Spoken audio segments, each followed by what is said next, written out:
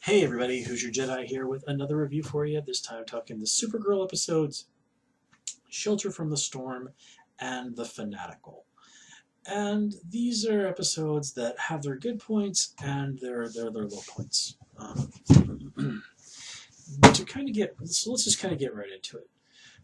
Honestly, this season for me is seeming to kind of drag. It's just like, oh my gosh, how many more episodes of this are there? So, as much as I enjoy Supergirl, there are times when I really feel like maybe it would be beneficial if it was a little bit more like Black Lightning and had this shorter run, because this whole thing is just taking forever. I mean, it's like, okay, Rain is still running around and nothing's like, okay, she's gonna destroy the world, and like, oh, now there's two more of them, and it's just like, oh my God, come on, can we get on with it already? I mean, stuff is happening, but it doesn't really feel like the story is moving forward in the way that, the previous seasons led to these huge climaxes. Okay, well, let's just kind of get right into it. So let's talk about some of the good stuff here. First of all, I definitely liked in the most recent episode the bit with Jimmy and him talking about telling that story about being arrested and about how he wants to make it so that people understand that Guardian is a black man and that young black kids out there would look and have someone who looked like them to look up to. And it's not exactly the most subtle thing out there in the world, but this is a painfully relevant situation to American society right now. And you can get into quite a lot of this and that about it, but what Jimmy is talking about is extraordinarily relevant and very, very real. I mean, it's kind of horrifying to think of cops slapping cuffs on kids who are at most 11 years old and the youngest 7, and yet we've seen multiple examples of things that are exactly like that. I mean, just a few days ago, there were some women in Montana who got grilled by an immigration agent for talking to each other in Spanish in a convenience store. I mean, that's all they're doing, and the guy comes over and starts asking them where they were born. I mean, seriously. And if you're like me, you can't help but think, like, man, how awesome would it be if Jimmy could meet Black Lightning? Uh, we don't know for sure whether or not Black Lightning exists on Kara's Earth, if he exists in the Arrowverse Earth on Earth 1. Uh, the show kind of mentioned both, I believe, Green Arrow and Supergirl. So, whatever. But I imagine we'll probably get a firm answer to that sometime during season 2 of Black Lightning, one way or the other. But yeah, I mean, whatever flaws the CW shows have, they have done, a reasonably decent job of, showing superheroes who are minorities. I mean, we've got the Black Lightning show, we've got Jimmy here, um, we've got Mr. Terrific, John Diggle, Cisco, Ramon. Um, Maybe work a little bit more on Asian people, but uh, nothing's perfect. Anyway. Oh, and of course we can't forget Renee on Arrow. Can't forget him. But anyway. So yeah, that story worked for me really well. I mean, it was a very powerful and moving woman, and it very much fits in with sort of the themes that we see in Superman stories, and of course these themes are usually often repeated in Supergirl stories because that's, of course, they're intrinsically connected, and the idea of where of oh heck, let me find something real quick. I just had a thought. Let me see here. Let me see. So sorry, you're gonna have to bear with me going through Google real quick, but I think this will be worth it. Yeah. So if you're a fan of the old 90s Superman and Justice League shows, You probably have heard this story. Here we go. So, and this is basically called Superman's dreams speech. And it goes, dreams save us. Dreams lift us up and transform us. And on my soul, I swear until my dream of a world where dignity, honor, and justice become the reality we all share, I'll never stop fighting. Ever. And I love that. If there's one thing I could really kind of point to as something that just really encapsulates, all that is good about Superman, that's one of my top choice. I mean, that would have to be my top choice. It's from the famous story by Joe Kelly, written by Joe Kelly, called "What's So Funny About Truth, Justice, and the American Way." And it's it's a wonderful rejection of the sort of very cynical superheroes, in a lot of ways, and the cynical interpretations of superhero comics and storytelling, and especially a rejection of the idea that Superman is a ridiculous, irrelevant notion in the modern day. And that is, Superman is my favorite superhero.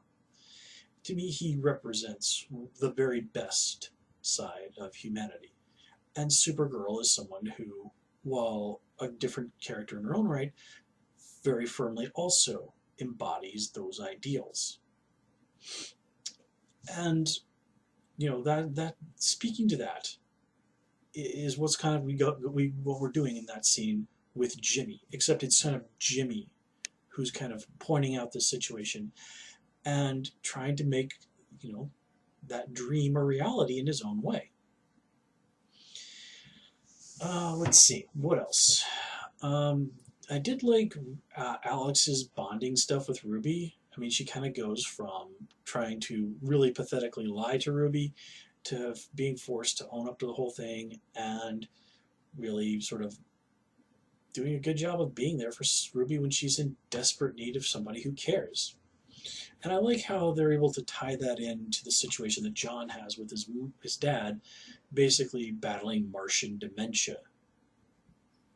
I mean, if you've seen somebody who's suffering from that, it's a pretty heartbreaking thing to watch, especially if it's like it was in my case, happening to somebody you love very much. In my particular case, that was my grandfather, and that's something that's going to always be with me.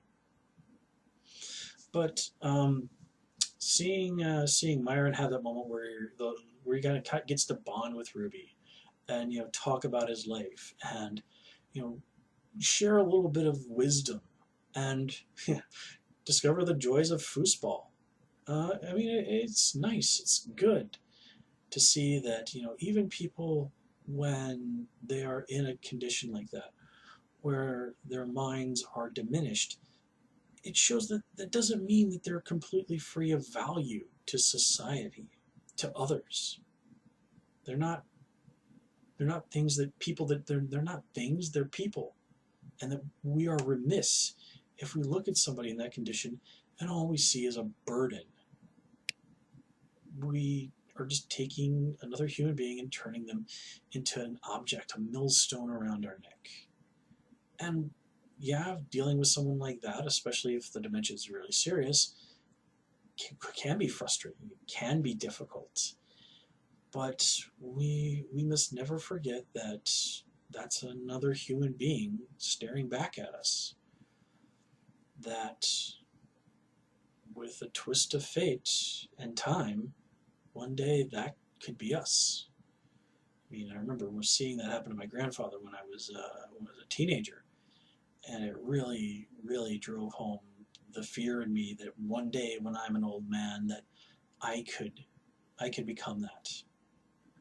And seeing someone go from a robust and cheerful, full of life person to something that looks just like a shell of the person you once loved, and then thinking, what would I be if I was turned into this, if I became a shell of what I once was?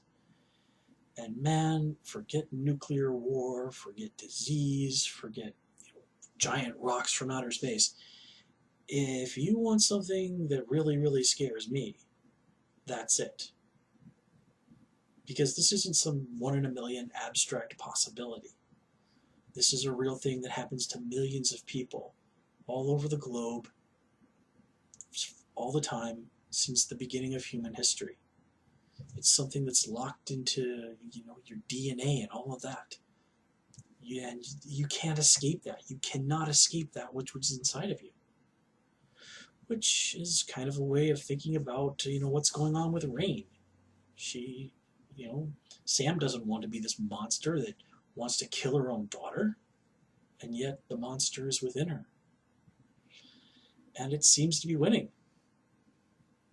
Scary, scary stuff. I do like, though, that bit where it's pointed out to Kara that, okay, fight Rain using her own methods. Use her own code against her. And she does a really nice job of that, especially when she points out to Rain, it's like, well, you want to kill Ruby? Well, okay, what did Ruby do? What is Ruby's sin? And the truth is, Ruby is 12 years old. She hasn't done anything to deserve to die. She's simply an inconvenience. But Rain firmly believes in that code of hers.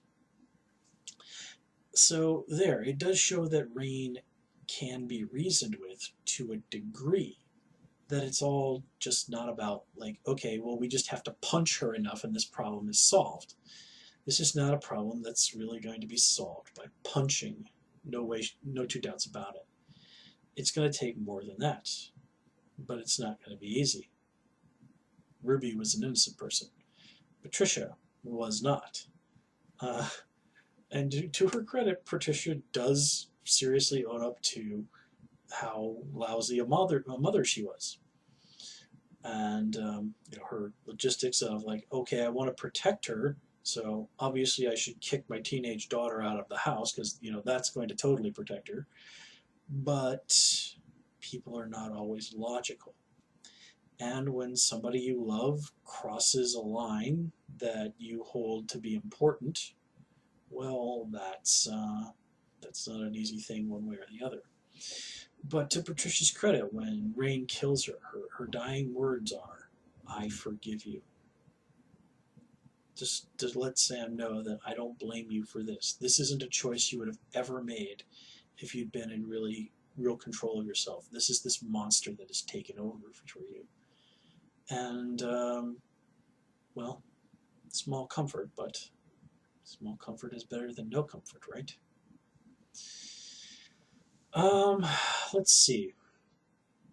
Nothing really particular to say about Win. Watching him geek out over dirt, that was kind of funny, though. And him and Brainy kind of bouncing off each other, and then totally being like, Brainy's like, yeah, I don't really think he's that smart. It's just like, oh, God, Brainy. Of course, do remember in the comics, Brainy does have quite a reputation for basically being kind of a dick a lot. Here, the Brainy on the show is a much nicer person, but it's nice to see that that is not completely gone.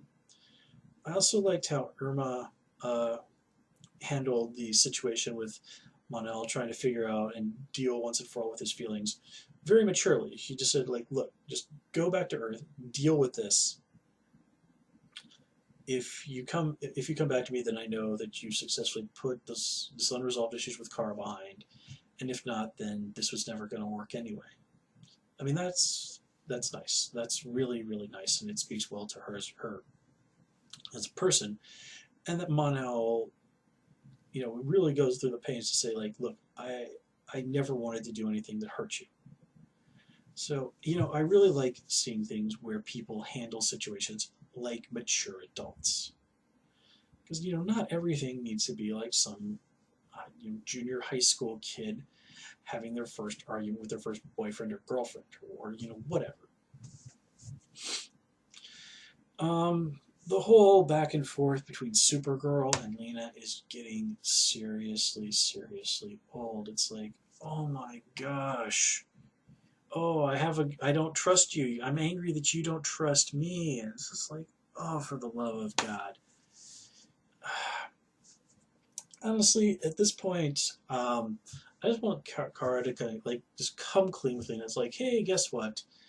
I'm really Supergirl, and she does try to in the Fanatics episode give a reason as to why she can't do that, but it doesn't really hold water very well. I mean, Wynn knows, okay, and they even try to use Jimmy as an example, but they're like, well, Jimmy's guardian, he can take care of himself. Well, Wynn knows, and he's nobody important.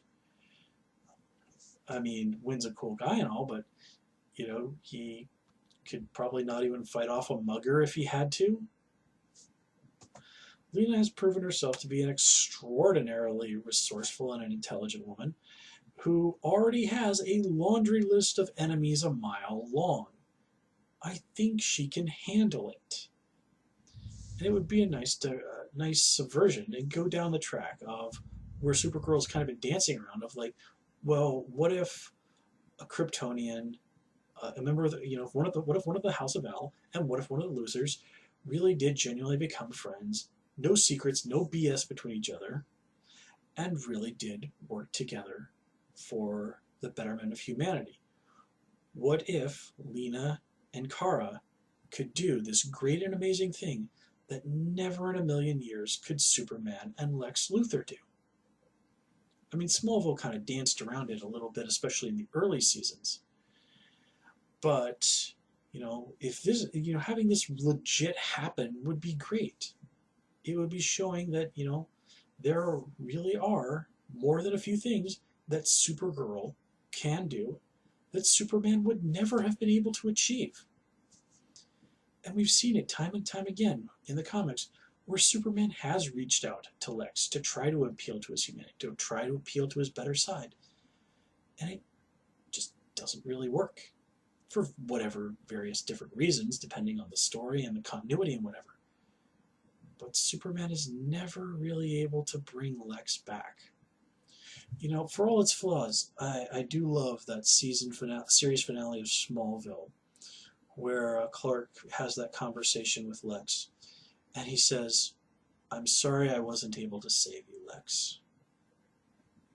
Man, whatever the flaws of Smallville, and there were times when that show, as much as I loved it, was god-awful, that was perfect.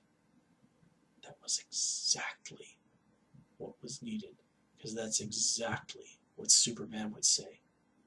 He would always be sorry that he was not able to save Lex. He would always be sorry and regretful that he wasn't able to get through to the better part of Lex Luthor.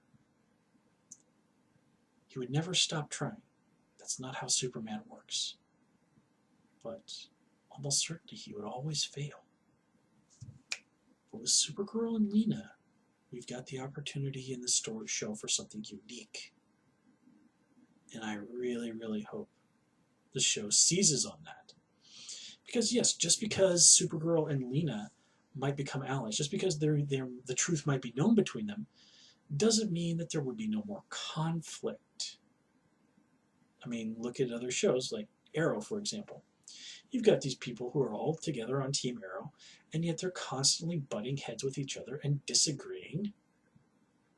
Supergirl and Kara still don't always agree. Supergirl and John don't always agree. Supergirl and Jimmy don't always agree. Supergirl and Wynn don't always agree. But yet, at the end of the day, they're still on the same side. So again, I would absolutely love it if the show could go there and do this incredibly unique thing in this situation. And just to be fair, I'm sure there's maybe a story out there somewhere, whatever, where, okay, Superman and Lex Luthor did actually patch things up or whatever, but we're speaking in a great generality for like more than 70 years of comic books. So if there's a story out there where that happened and I'm just not aware of it, well, let's not nitpick too much, okay? Anyway, guys, I'm going to call it here.